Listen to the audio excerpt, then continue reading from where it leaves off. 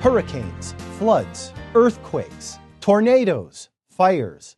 The very words can be terrifying. We know that God is powerful enough to stop such disasters. Sometimes He does act, and we hear stories of miraculous intervention, but more often we do not. Why does God let disasters happen? We simply don't know the full answer to that question. The Bible does tell us that when sin entered the world, God said that nature itself would work against people. Cursed is the ground because of you. It will produce thorns and thistles until you return to the ground. When Adam and Eve sinned, nature itself somehow went awry, and nature ultimately overwhelms every one of us. We all eventually return to the dust from which we came, as we just read in verse 19. Old age will strike us all, unless something else does first.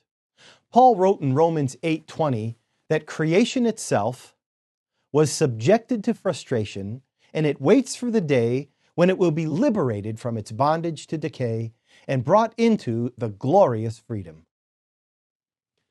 We pray for the day we're told about in Acts 3:21, when the time comes for God to restore everything, but we still have to live in a world gone awry. Jesus once saved His disciples from a natural disaster, a severe storm on the Sea of Galilee. He saved Paul and his companions from a storm-caused shipwreck near Malta. But nature still had its way with every one of them, for they all eventually died. Bad things happen to good people as well as to bad people. During a severe trial, Job said, "Though He slay me, yet I will hope in Him." We live by that kind of trust, knowing that the God who did not spare His own Son will never cut us off, even though we walk into the valley of the shadow of death, even though we fall prey to death itself. The God who spared not His own Son also rescued His Son after He went through that valley of death, and He promises to rescue us too.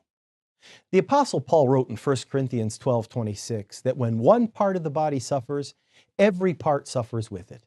That includes the head of the body, Jesus Christ. In other words, God is right there in the midst of the disaster, in His people, suffering along with them.